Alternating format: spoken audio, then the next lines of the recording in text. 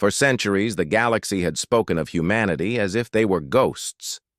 The archives of the Intergalactic Council recorded their rise with brief curiosity, then their sudden disappearance with quiet dismissal. Some species whispered that humans had destroyed themselves. Others said their fragile bodies could not survive the cold wars of the stars. Most simply forgot.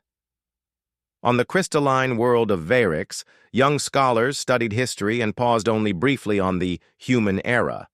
The insectoid Vare called them reckless fireflies, bright for a moment, gone the next. The scaled Torlons scoffed that humans lacked discipline. The luminous Yili believed they had been swallowed by their own storms. No one expected to hear of them again. But silence is not the same as absence. Far beyond the mapped corridors of space, hidden in dark nebulae and broken systems where few dared to travel, humanity endured. Their colonies had been cut off during the collapse, a chain of wormholes imploding, isolating Earth from its scattered people. The galaxy assumed the disaster had ended them. Yet in those lost pockets, humans adapted. On harsh worlds of burning deserts, they built underground cities. On frozen moons, they carved warmth from ice and fire.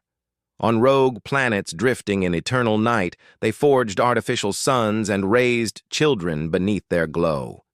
Centuries passed. Generations forgot the council, forgot the humiliation of being underestimated. They remembered only survival. Survival shaped them.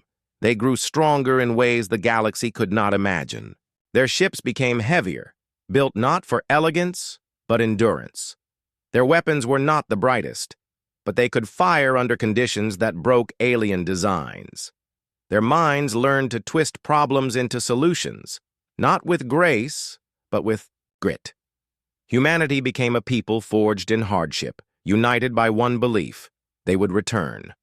Among them was Admiral Elias Kael, a man born in the shadows of the silence. He grew up on Calrith 7, a barren rock lashed by storms. As a child, he helped repair hulls torn apart by acid winds. As a youth, he fought to keep pirates from raiding their fragile convoys. He carried in his heart the memory of his grandmothers, stories, tales of Earth, blue oceans, green forests, and skies filled with stars. She told him that one day those stars would welcome humanity again. That dream became his oath. By the time Elias wore the rank of admiral, the scattered colonies had found each other once more. Signals once thought lost began to cross the void. Ships traveled through forgotten routes, guided by explorers who risked everything to reconnect the broken chain of humanity. What had been fragments slowly became one people again. They built a fleet, not vast, but strong. Each ship carried the history of its world carved into its hull. Each crew fought with the pride of generations who had refused to vanish. The fleet gathered in the dark space above the shattered moon of Neros. Hundreds of ships aligned in silence, their engines glowing like sparks in a sea of black. They were not the largest fleet the galaxy had ever seen. They were not the most advanced. But they carried something the galaxy had long forgotten: hunger, unity, and resolve. Admiral Elias stood on the bridge of the flagship Eternal Dawn. His eyes, gray and scarred by time, scanned the horizon of stars. Around him, his officers waited: Captain Mara Holt with her calm strength, Engineer Rena Sol with hands always stained by grease, and Colonel Hayes, whose voice carried both fury and hope. Elias spoke softly, but every ear listened. For centuries they thought us gone. They wrote us out of history. They called us weak, reckless, doomed. But we did not vanish. We endured. And now, he lifted his hand toward the stars. Now we return, not as beggars, not as children. We return as a people reborn. A silence followed, heavy and alive. Then Mara's voice broke through, steady as stone. The galaxy will not welcome us. Elias's lips curved into a thin smile. Then we will not wait for welcome. We will write our own place in fire and light. The fleet's engines roared, shaking the silence of centuries. Ships that had hidden in shadows now burned like comets, cutting across the void. The eternal dawn led them, its hull scarred with the marks of old battles, its heart blazing with new purpose. On distant worlds, alien watchers lifted their eyes to the sudden storms in space. Sensors screamed warnings of a fleet rising from nowhere. The council chambers on Vayrix filled with whispers of disbelief. The Yeeli's luminous eyes widened, the Torlan hissed in anger, and the Vayr clattered their mandibles in shock. The humans had returned, but they were not the same. They carried silence in their wake, silence filled with centuries of endurance and loss. They carried fire in their veins, fire born of hardship. They carried unity sharper than any blade. The galaxy would soon learn the truth. Humanity had not died. Humanity had been waiting. And now, the stars themselves would remember their name. The first appearance of the human fleet shook the galaxy like a thunderclap. On the crystalline spires of Vayrix, where the Intergalactic Council met, alarm bells rang. Thousands of alien delegates filled the hall, their voices rising in fear and disbelief. For centuries, humans had been written as a vanished species, nothing more than a faded chapter of history. Now, scanners confirmed what no one wanted to believe. Hundreds of massive warships, carrying the old Earth insignia, had emerged from dark space. The Vayr delegate, Chancellor Rith, clattered his insect-like mandibles in anger. "This is impossible." "They were extinct," the Torlan general hissed, scales rippling with rage. "If they survived, then they have been hiding. Hiding is weakness." But the luminous Yeeli scholar Asiren only gazed at the star map with wide eyes. Their glowing form trembled like a candle flame. "No, not weakness. Waiting. They waited." Meanwhile, far from the council, humanity made their first step into the galaxy. The fleet arrived above the world of Kelros 9, a mining planet under Torlan control. Kelros was a scarred, broken place, its surface cut into wounds by machines that never slept. The workers there were not Torlan, but a smaller race, the gentle Vaylani, forced into labor under harsh rule. For generations, the Vaylani had looked at the stars and prayed for deliverance, but no one came. Until now. The shadow of the eternal dawn fell across the planet, its engines glowing like a second sun. Behind it, the human fleet spread into formation, their hulls scarred but shining with determination. Alarms blared across the Torlan outposts. Fighters scrambled into the air, preparing to strike. On the bridge of the eternal dawn, Admiral Elias Kale studied the planet with calm eyes. "They will see us as invaders," Captain Mara Holt said softly. Elias shook his head. "Not invaders." "Messengers!" Colonel Hayes growled. "And what's the message?" Elias turned to him, his voice steady as steel. "That we are back, and we will not look away from injustice." The battle began quickly. Torlan ships rose from the surface, sleek and deadly, their weapons sharp and burning with plasma. But the humans did not flinch. Their ships, heavier and slower, locked into tight formations. Rena Saul, the chief engineer, stood by the power. Cores, her hands flying across consoles as she pushed their systems to the edge. "Hold the line!" Hayes barked as fire streaked across the void. The first human volley struck. Not elegant, not graceful, but devastating. The Torlan fighters, trained against predictable enemies, could not match the humans' strange, stubborn tactics. Human. Pilots fought like survivors, turning debris into shields, pushing engines beyond safe limits, diving into danger instead of fleeing from it. Within minutes, the Torlan fleet broke. Smoke and fire filled the skies of Kelros 9. The enslaved Velani stood in the mines, their eyes wide, watching ships fall like burning meteors. And then, through the clouds, came a voice.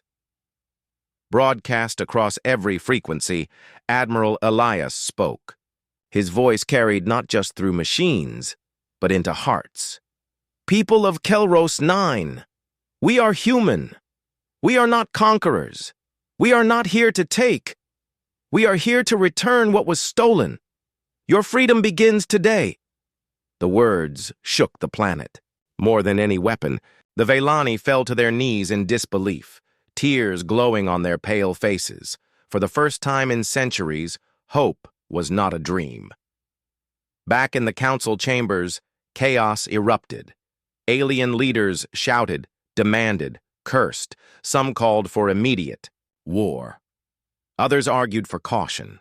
The Yili scholar Asarin raised their shimmering hand. You do not understand.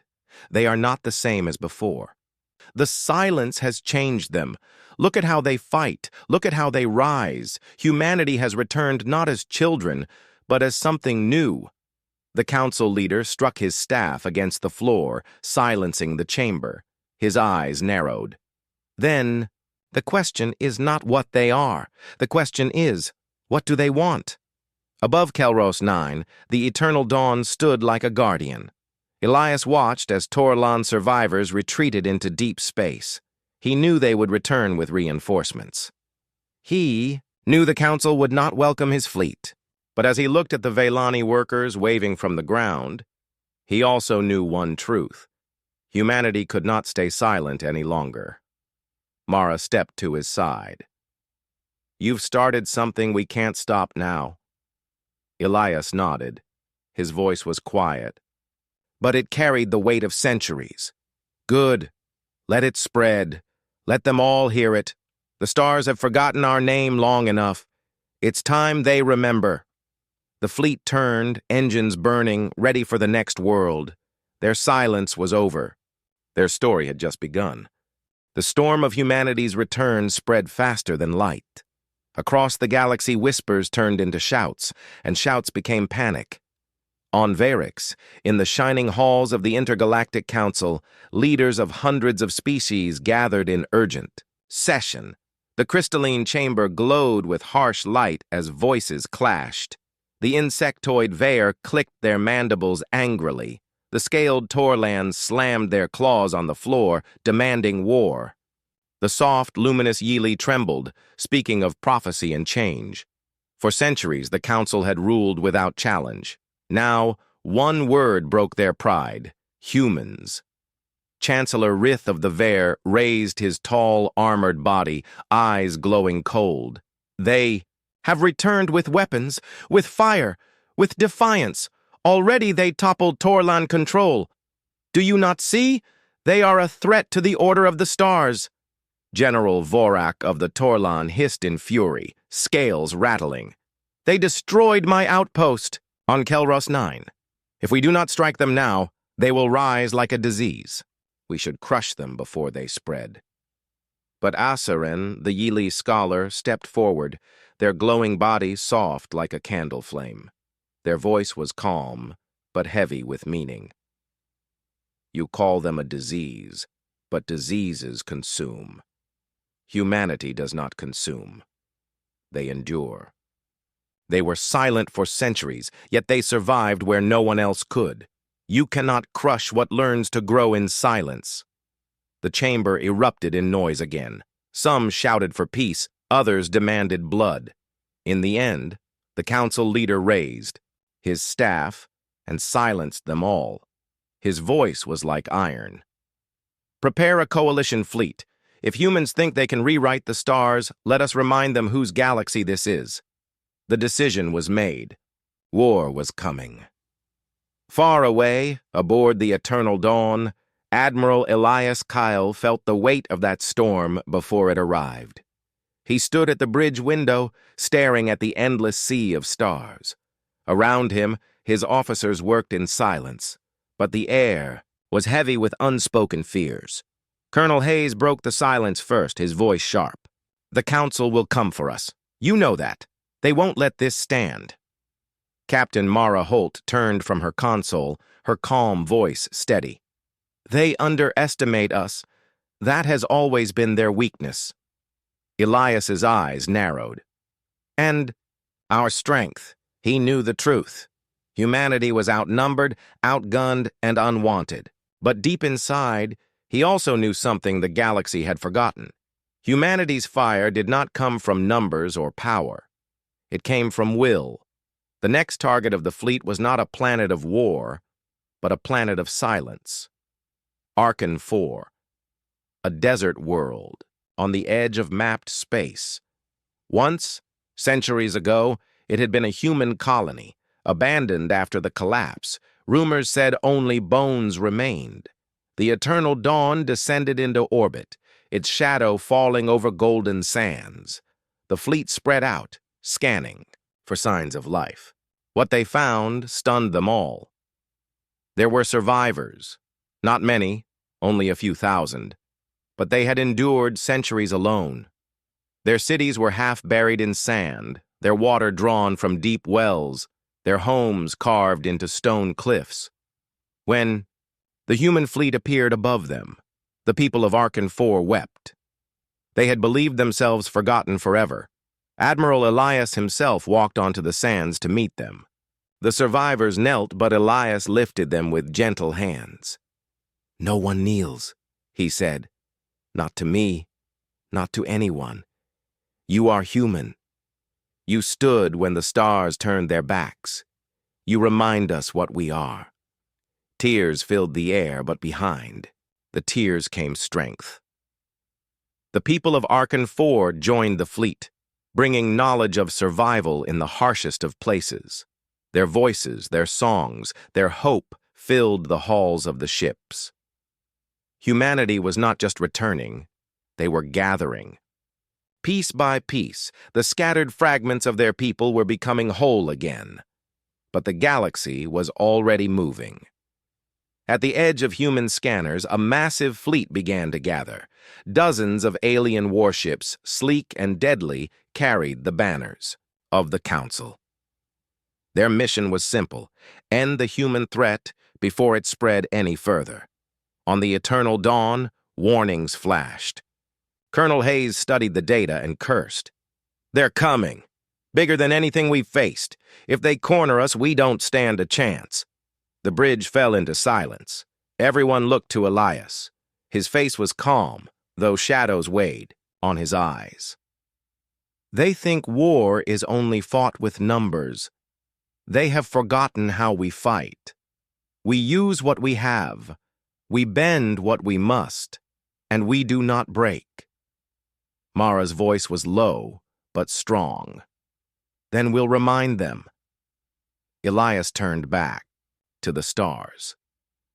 His voice carried across the ship, into every ear, into every heart. "Humans. For centuries we were silent. Now the galaxy will hear us, not in whispers, not in pleas, but in thunder. If they come with fleets, then let them come. We will not vanish. We will not bow.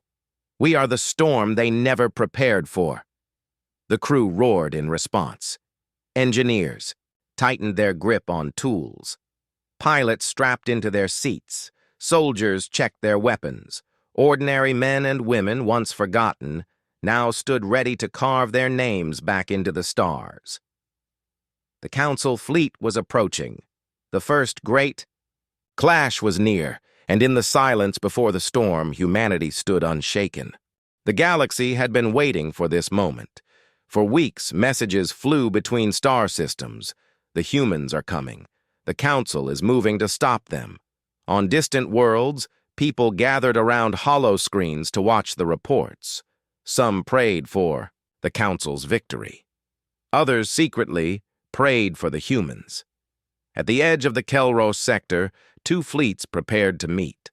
On one side, the united armada of the Council, more than 200 warships, sleek and brilliant, engines glowing like fireflies in the dark. Each vessel carried weapons of unimaginable power: plasma beams, antimatter torpedoes, shields that shimmered like diamonds. To the galaxy, this was an unstoppable wall of strength. On the other side, the human fleet, less than half that number, their ships heavier, scarred, and darker. They were not elegant. They did not shine. But every hull bore marks of survival, patched scars from storms, repairs welded by hand, armor thickened with stolen steel. These were ships that had been built to outlast, not to impress. At the heart of the human line stood the Eternal Dawn. Admiral Elias Kale stood on the bridge, hands clasped behind his back. His officers waited in silence, the weight of the moment pressing down on them.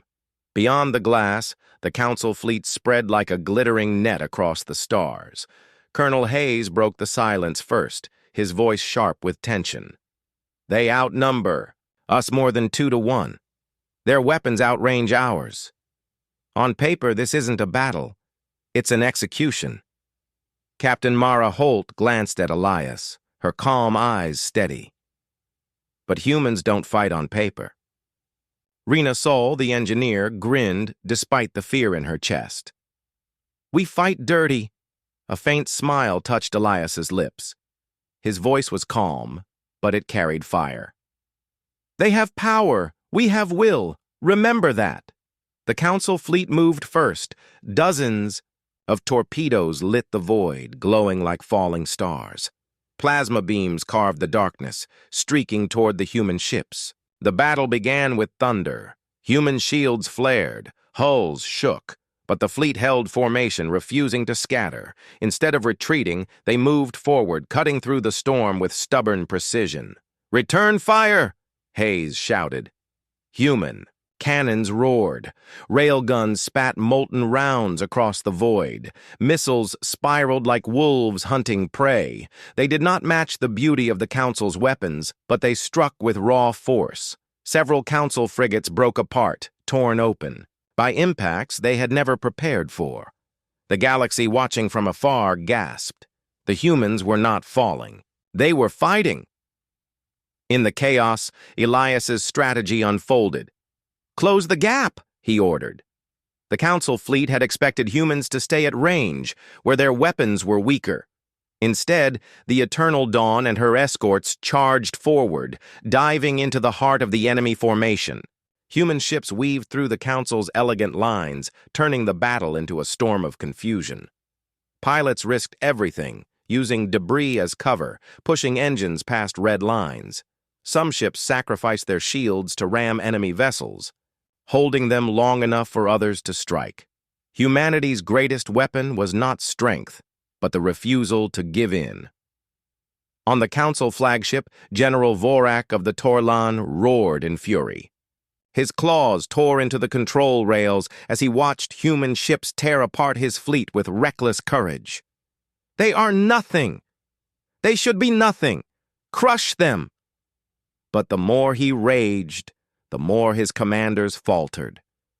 The humans did not fight like any species they had faced. They fought as if every ship, every crew, carried centuries of silence and pain, and refused to lose again. Back on the Eternal Dawn, alarms screamed. Hull breaches, fires in the lower decks, casualties mounting. The ship shook under the weight of plasma fire, yet still it pressed forward. Rena Sol wiped blood from her forehead as she shouted into the comms. "Engines holding! Shields barely alive, but we're still moving!" Colonel Hayes barked at the gunners. "Give them everything we've got!" Through smoke and fire, Elias stood tall. His voice rang steady across the ship. "They thought we were gone. They thought we were weak. Show them what silence forged." The tide began to shift. One by one, Council ships broke apart under relentless human strikes. The elegant wall of power fractured, turning into scattered fragments. For the first time in centuries, the galaxy saw the unthinkable. The Council, retreating. On worlds across the stars, people watching the battle wept, shouted, or stared in awe. Against impossible odds, the forgotten species of Earth was standing against the greatest power in the galaxy. When the last Council ship fled into hyperspace, silence fell across the human fleet. Fires burned, hulls were scarred, and the cost was heavy. Dozens of human ships had been lost. Thousands had given their lives. On the bridge of the eternal dawn, Elias closed his eyes for a moment. He felt the weight of every sacrifice. Then he opened them, his gaze hard as steel. "Signal the fleet," he said softly. "Tell them the truth. We bled today. We lost brothers and sisters, but we did not break. The galaxy has heard our silence for centuries. Today they heard our voice, and tomorrow they will hear it louder." The crew straightened. The survivors cheered through tears. Across the fleet, voices rose together, not in fear, not in mourning, but in defiance. Humanity had faced the galaxy's strength, and humanity still stood. The news of the battle spread faster than light. Across the galaxy, no one spoke of anything else. In the shining towers of Varix, the council chamber was filled with chaos. Delegates of hundreds of species shouted at once, their voices clashing, like thunder. The insectoid Vare clattered their mandibles in rage, blaming the Torlan for their failure. The Torlan hissed back, their scales bristling with shame. The Yili remained silent, their glowing bodies trembling as though sensing a storm no one else could see. At the center of the chamber, General Vorak of the Torlan stood, his voice a roar that silenced many. "You saw what happened. Our fleet was greater, our weapons stronger, yet they still prevailed. Humans are not what they were. They are dangerous, and if we do not unite fully, they will become unstoppable." Chancellor Reith of the Vare snapped back. "Unstoppable. They are still only one people. They are still outnumbered. What happened was not power. It was recklessness." But Asaren, the Yili scholar, finally spoke. Their luminous voice was soft, yet it carried across the chamber. "No, you are blind if you cannot see it. They are more than soldiers. They are survivors. Every battle they fight is more than strategy. It is a statement. The galaxy will follow them. That is their true strength." The chamber erupted again. Some demanded all-out war, others whispered of negotiation. And somewhere in the shadows of the council, plans of betrayal began to form. Far away, aboard the Eternal Dawn, the human fleet drifted in silence. Fires still burned in broken halls. Medical bays overflowed with the wounded. The names of the dead were read aloud on every ship, and with each name came a heavy silence. Humanity had won, but the price had been carved deep into their hearts. Admiral Elias Kale stood alone at the observation deck, staring at the stars. His reflection looked back at him, older, wearier, scarred by the weight of command. He whispered to himself, words no one else could hear. "We returned to prove our name. But at what cost will they let us keep it?" Captain Mara Holt approached quietly, her step soft. She had always been the steady hand beside him, the calm voice in storms. "You blame yourself," she said. Elias did not look at her. "Every life lost answers to me." "And every life saved," Mara replied, her voice firm. "Do not forget that balance." Colonel Hayes stormed into the deck, breaking the quiet. His eyes burned with restless fire. "We can't slow down now. The Council will regroup, and next time they'll throw everything at us. We need more allies, more ships, more hands holding guns." But Mara shook her head. "Not just allies with weapons, allies with trust. If the people of the galaxy see us only as fighters, we will remain outsiders. We must show them something else." Elias finally turned. His eyes, gray as stone, studied them both. "We will show them both strength and mercy. That is how we will endure." Days later, the fleet reached the world of Terra, a neutral planet caught between council factions. Terra was not rich nor powerful, but it was a place where many species lived side by side. For generations, they had been ignored by the council. left to struggle alone. When the human fleet arrived, the people of Terra did not run. They came out of their homes, filling the streets, staring up at the sky in awe. Children pointed at the ships. Old men and women whispered ancient tales of humans they had once read about in history.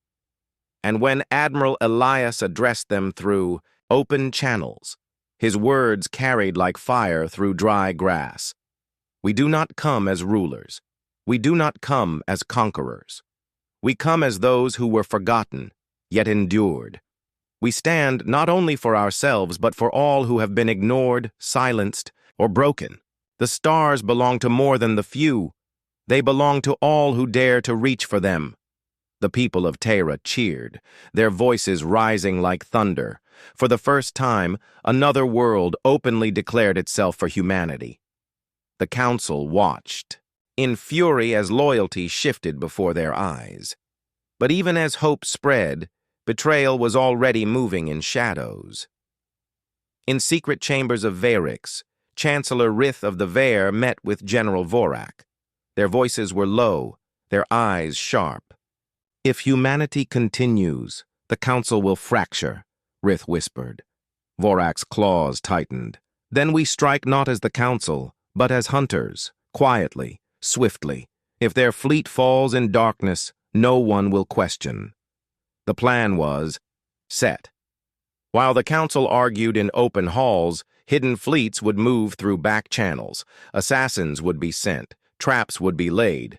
Humanity had won a battle, but in the shadows, an invisible war was already beginning.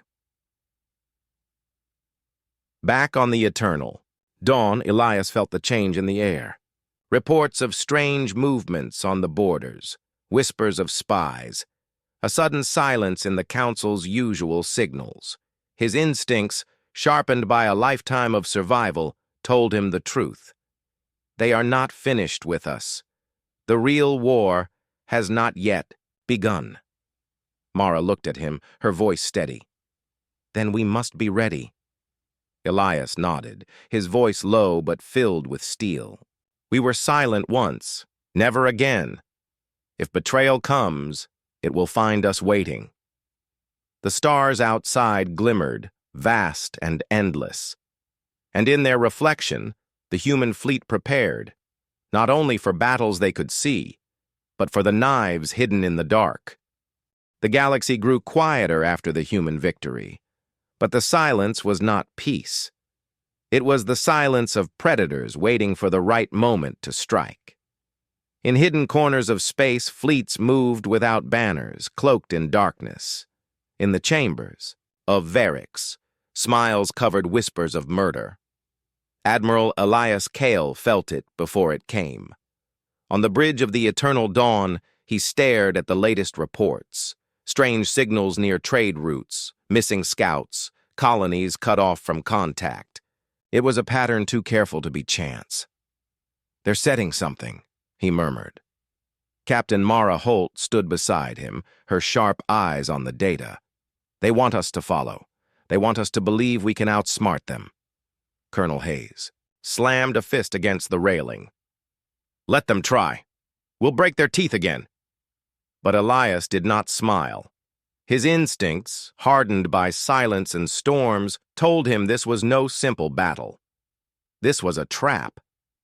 The signal came 3 days later.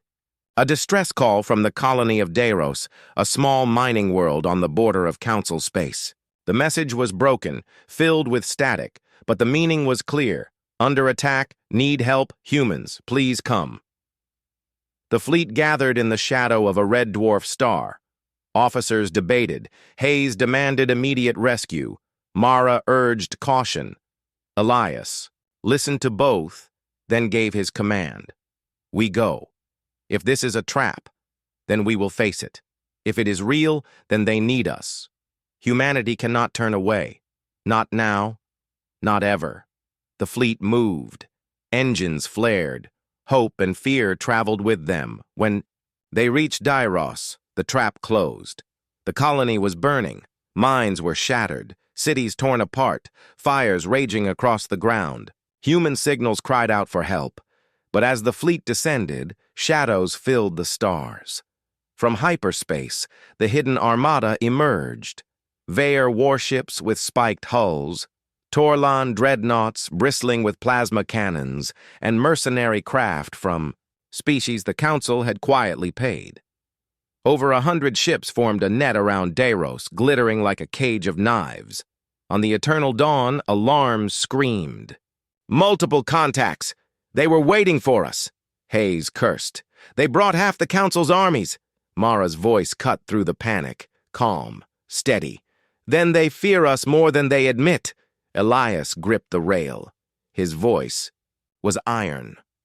"Signal the fleet. Prepare for battle. We fight our way out. No surrender." The void erupted into chaos. The Council ships struck first, raining fire across human lines. Explosions tore through the fleet, hulls cracked, crews screamed, yet still the humans fought, railguns roared, missiles spiraled, human ships wove through the storm, striking back with the fury of survival. But this battle was different. It was not a clash of armies. It was a hunt, and humanity was the prey. The Resolute, one of the fleet's strongest cruisers, was surrounded. Plasma fire hammered its shields until they collapsed. With a final burst of energy, it rammed into a Vaer battleship, both ships vanishing in a fireball that lit the darkness. On the eternal dawn, Rena Sol's hands flew across controls. "Shields down to 30%. Engines running hot. I can keep us alive, but not forever." Elias's face remained calm, though his chest ached with every loss. "We don't need forever. We need one chance." Amid the storm, a desperate call came from Daros. A group of survivors hidden in the mines begged for rescue. Children's voices crackled through the static. Elias closed his eyes for a brief moment, then opened them with fire. "Prepare ground teams. We're not leaving them behind." Hayes stared in disbelief. "We're barely holding in space, and you want to send troops to the surface?" Elias's reply was sharp as steel. "If we abandon them, we lose more than a battle. We lose ourselves." Dropships launched. Through fire and wreckage, human soldiers descended to Daros. They landed among smoke and flame, fighting through enemy patrols, pulling survivors from the ruins. Mothers clutched children. Old men stumbled with tears in their eyes, and above them, human warships bled to keep the skies open. The galaxy watched, in awe. On secret broadcasts, smugglers and traders carried the images, humans fighting not for conquest, but for the weak, even when the cost was death. Back in orbit, the battle reached its breaking point. The human fleet was shrinking, ships falling one by one. The eternal dawn itself groaned under endless fire. Flames licked its halls. Sparks rained across the bridge. Mara gripped Elias's arm. "We can't win this fight." Elias's eyes burned with grim resolve. "Then we don't fight to win. We fight to endure." He gave the order. "All ships, fall back to the lower orbit. Shield the dropships. Hold the line until every survivor is aboard. No one left behind." The battle turned into a shield of sacrifice. Damaged human ships moved into position, blocking plasma fire with their own hulls. Crews sang old songs as their ships cracked apart, holding the line until the last dropship escaped the surface. Finally, with survivors aboard, the eternal dawn broke through a gap in the net, its engines screaming. What was left of the fleet followed, battered and bleeding, but alive. The trap had nearly destroyed them. Thousands were lost, ships reduced to ash. But the survivors of Daros were safe, and the galaxy had seen what humanity chose even in betrayal: to protect the innocent at any cost. In the shadows of Varix, Chancellor Rith hissed when the news reached him. They should have been finished, but Asarin, the Yeely scholar, whispered quietly, their light trembling with awe. "No, they should have been broken, but instead, they are becoming unbreakable." The survivors of the battle drifted through the cold of space. What was left of the human fleet gathered near a quiet, nameless star at the edge of the galaxy. Broken hulls floated like wounded animals. Fires still burned inside ships where crews fought to keep systems alive. On the bridge of the eternal dawn, the silence was heavy. No one spoke for a long time. They all carried the weight of those who had not made it out. Elias Kyle stood at the center, his face carved with grief. He had led them into the storm, and though lives were saved, so many more had been lost. Mara Holt broke the silence. We should have died there. Every calculation said it, but we didn't. That means something. Hayes, who usually roared with fire, spoke in a low voice. It means we are stubborn fools, but fools who will not fall. Elias finally raised his head. His voice was quiet, but it carried strength. No. It means the galaxy still underestimates us. They think they've broken us, but they don't understand. This pain will not kill us. It will sharpen us. The fleet licked its wounds. Engineers worked without sleep. Rena Soul, hands blistered and eyes red, crawled through the broken guts of the eternal dawn to patch its failing core. She whispered to herself as sparks showered her hair. You're not allowed to die yet. We're not finished.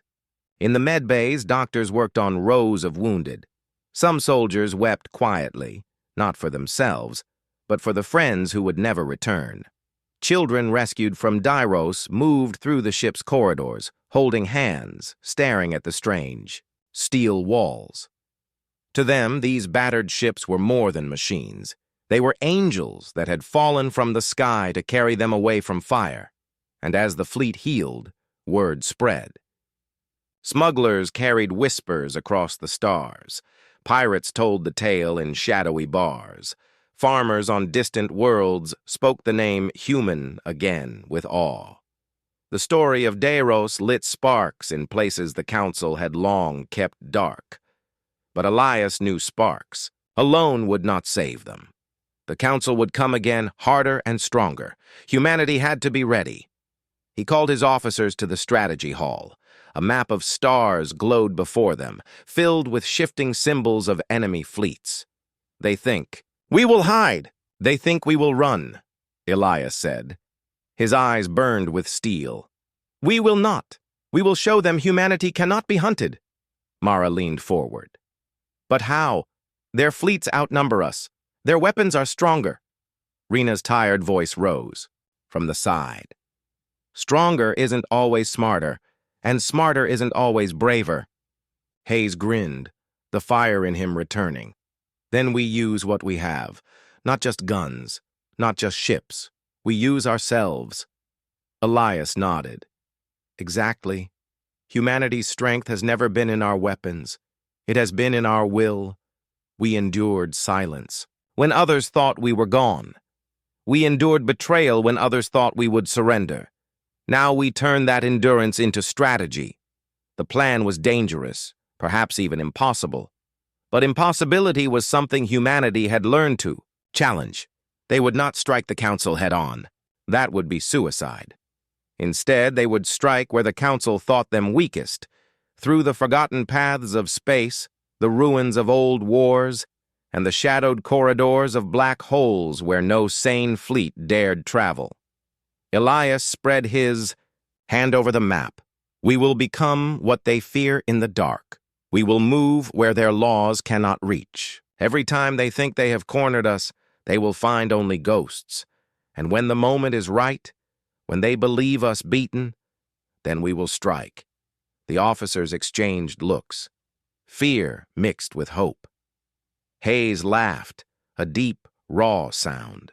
Ghosts. I like that. Let the galaxy think we're finished. Then we'll remind them we're still here. Days turned into weeks. The fleet trained harder than ever. Ships learned to vanish into asteroid belts, to ride the currents of dying stars, to mask their signals with tricks no alien had imagined. Soldiers drilled in cramped corridors, practicing until their muscles screamed.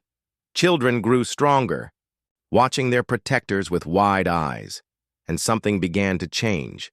The fleet was no longer just soldiers and refugees. It was becoming a people, a nation without a planet, but with a heart burning brighter than any sun. Mara Holt stood one night at the observation deck, looking at the endless stars. A rescued girl, no older than 7, tugged her sleeve. "Are we going home?" the child asked softly. Mara's chest ached. She knelt and touched the girl's cheek. "Not yet, but one day. And when we do, it will be brighter and safer than ever before." The girl nodded, holding on to that promise as if it were the most precious treasure in the universe. In the darkness of Council space, news of humanity's survival spread like wildfire. Some species whispered that perhaps the humans could not be destroyed. Others secretly hoped the humans might be the ones to break the Council's cold chains. And in hidden chambers, Chancellor Rith fumed. His hand struck against the table, claws cracking the metal. They should be ashes, yet they rise again and again. This cannot continue. But Asarin, the glowing Yili scholar, spoke with quiet wonder. "You do not see it, Chancellor. They are no longer fighting only for themselves. They are fighting for every soul who has ever been forgotten.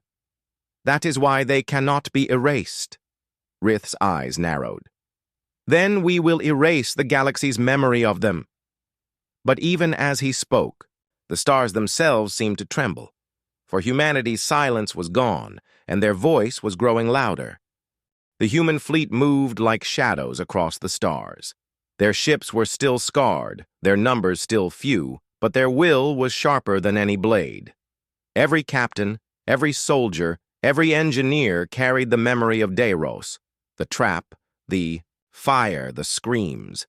That memory burned in their hearts and gave them strength.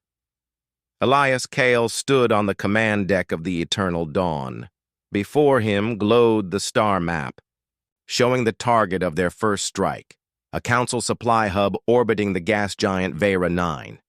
It was no fortress, but its loss would shake the Council and send a message across the galaxy. Humans were not prey. "Tonight," Elias said to his officers, his voice calm but heavy with fire, "we show them that humanity is not broken. We strike fast, we strike hard, and then we vanish before they even understand what happened." Mara Holt leaned against the table, her eyes sharp. "The hub will be guarded, not much, but enough to sting us if we make mistakes." Hayes gave a grin, his scarred face lit by the red glow of the map. "Good. Let them sting. We'll bite back harder." The fleet prepared. Ships powered down their lights, masking their signals to appear like drifting debris. Engineers like Rena Sol adjusted engines so they purred with almost no trace. The humans had learned to turn weakness into strength, stealth instead of raw force, cunning instead of sheer numbers.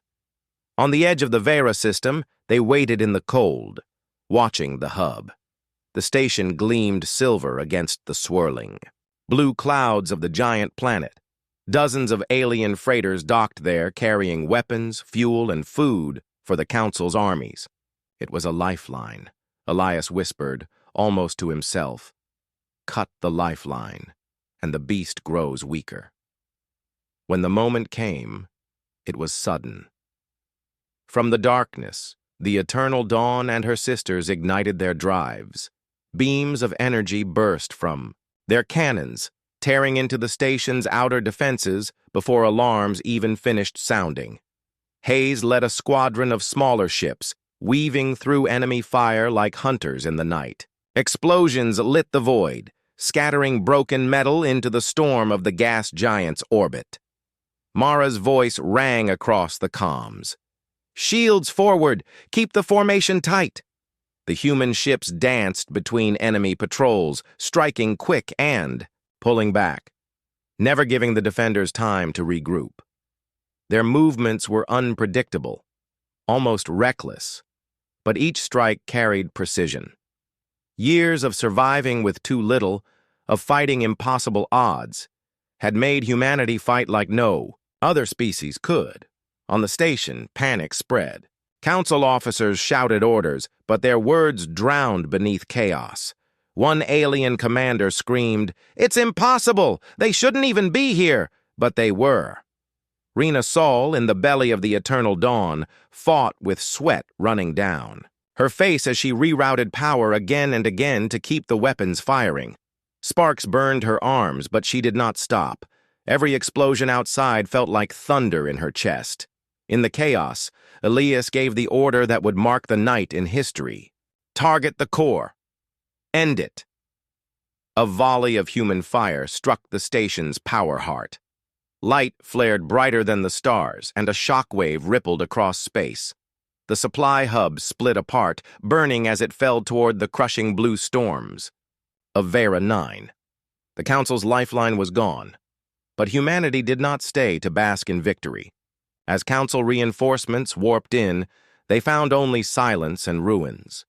The human fleet had vanished into the dark once more, like phantoms. Across the galaxy, whispers grew louder. On distant worlds, people who had never dared speak against the Council raised their heads. The story spread quickly. The humans had struck back. Some laughed in disbelief. Humans? Impossible! Others whispered with awe. They fight like fire itself. The more you try to smother them, the brighter they burn. In hidden corners, resistance groups repeated one word: hope. On board the Eternal Dawn, the crew gathered in the mess hall after the battle. Their faces were tired, bruised, and smeared with soot. But for the first time in a long while, they smiled. Mara raised a cup of recycled water, her eyes shining. To those we lost, and to the fire they left behind. Everyone lifted their cups. The sound echoed like a promise. Elias stood a little apart, staring out the viewport at the stars. His heart was heavy with the lives lost, but he also felt something else, something dangerous, something powerful. For the first time since humanity's return, he felt the galaxy itself was beginning to turn. Hayes walked up beside him, clapping a hand on his shoulder. "You see it, don't you? They thought they were the hunters. But tonight, we hunted them." Elias nodded slowly. Tonight was only the beginning. And far away in the council chambers, Chancellor Rith seethed with rage as he heard the reports. His claws tore across the table. "Humans," he hissed, "are vermin, and vermin spread." But Asiren, the Yili scholar, spoke again with calm warning. "You cannot crush them as you crushed others. Humanity does not fight only with ships. They fight with their soul, and soul cannot be broken." Rith's eyes narrowed, burning with fury. "Then we will burn the soul from the galaxy itself." But even as he spoke, he knew the truth. The humans had already lit a flame he could never fully control. The first strike had been made. The Council's shadow no longer felt invincible. Humanity had shown the galaxy that they were not broken, survivors. They were warriors rising from the ashes, and in the silence between stars, a whisper began to spread. "The humans are coming." The galaxy trembled. Whispers had turned into shouts. From distant colonies to hidden outposts, the name of humanity spread like fire. Some spoke it with hope, others with fear, but no one ignored it anymore.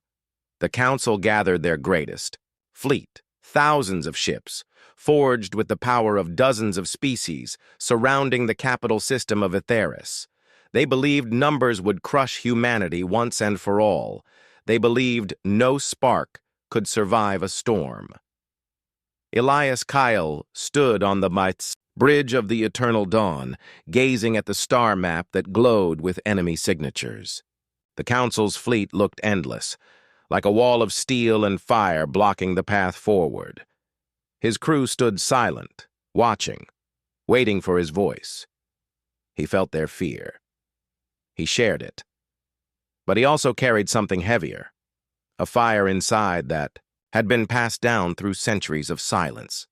"This is it," Elias said softly, but every soul on the ship heard him. They think they face survivors. They are wrong. They face humanity. And we do not break. The human fleet was smaller, scattered, battered by years of war. But when they formed together above Itheris, they looked like a storm given shape. Mara Holt commanded the flanking squadrons, her eyes fierce and steady. Hayes led the vanguard, his laugh echoing through the comms even as death waited ahead. Rena Sol sat deep within the engines, her hands moving like lightning to keep the ship alive. They all knew this battle could be their last, and still, not one turned away. The Council fleet moved first. Beams of white light and volleys of plasma filled the void. It was like watching stars shatter. Ships burned, explosions echoing across the dark. The humans answered with speed, striking. From unexpected angles, weaving through gaps like predators born in chaos. Mara shouted through the comms, "Left flank, push! Don't give them room!" Hayes roared. "Hit them where it hurts! Make them feel us!" Every ship fought like it carried Earth itself in its heart. They knew the galaxy watched. They knew history would remember this night. But the Council's numbers were overwhelming. Wave after wave pressed in, and the human fleet began to crack. Ships burned. Screams filled the comms. Even the Eternal Dawn shook as enemy fire tore across its hull. Sparks flew, smoke filled the bridge. Alarms screamed louder than voices. Rena shouted from below, her voice broken with strain. "Engines won't hold much longer." Mara's squadron lost half its ships in minutes. Hayes's vanguard was reduced to burning wreckage. Yet still, humanity fought. Every loss only made them more determined. Every flame of destruction only fed the fire inside. Then came the moment of despair. The Council unleashed their superweapon, a colossal dreadnought, larger than any human had ever seen, powered by the energy of an entire star. Its cannon lit up the void, a sun born from hate, ready to end humanity in a single blow. On the Eternal Dawn, silence fell. The crew watched the weapon charge, knowing nothing they had could stop it. Elias gripped the edge of the console, his knuckles white. For one heartbeat, humanity stood at the edge of extinction again. And then, Elias remembered. The ancient archives, the forgotten codes, the strange resonance of human-made engines that no alien ship could copy. Humanity's silence had not been weakness. It had been time. Time to learn. Time to adapt. Time to build something no other species had dared. He turned to Rena, his eyes blazing. "Link every ship. Chain the drives, now!" She stared, shocked. "That could burn us alive." "Do it!" Elias roared. Across the fleet, human ships connected their energy cores. One by one, their engines synced, forming a single resonance. The void trembled. Lights flickered. Power surged through every hull like fire through veins. The humans had unlocked something only they could create, because only humans had endured silence, loss, and struggle long enough to shape it. The ships moved as one. Not a fleet, but a single giant made of metal, light, and human will. The dreadnought fired. A sun roared toward them, and the humans answered. Their combined energy erupted in a shield of light, brighter than any star. The Council's weapons struck and shattered. The explosion tore across the battlefield, blinding the galaxy itself. When the light cleared, the dreadnought was gone. The human fleet still stood. The Council faltered. Their soldiers hesitated. For the first time, their perfect unity cracked. And the humans struck. Together, as one body, one soul, they tore through the Council's fleet. Ships burned, commanders fell silent, and the mighty wall of fire collapsed into ruins. The galaxy watched as the impossible became real. Humanity, the lost, the broken, the forgotten, had defeated the most powerful force in existence. On the Eternal Dawn, silence filled the bridge. The crew sat in shock, breathing heavy, tears mixing with sweat and ash. Hayes whispered, almost disbelieving, "We did it? We actually did it!" Mara closed her eyes, her voice trembling. "They'll never see us the same again." Elias looked at the stars beyond the viewport. His face was scarred, his uniform torn, but his eyes carried the weight of 1,000 generations. "This was never about revenge," he said quietly. "It was about showing the galaxy who we are." He paused, letting the silence stretch across every heart that listened. And now they know. Humanity is not a whisper in history. We are the fire that rewrites the stars. Across the galaxy, oppressed worlds rose up. Chains were broken, flags of rebellion were raised, and everywhere the same cry was spoken. The humans are back. The age of silence was over. Humanity had returned, not as survivors, not as shadows, but as the dawn that lit the galaxy forever.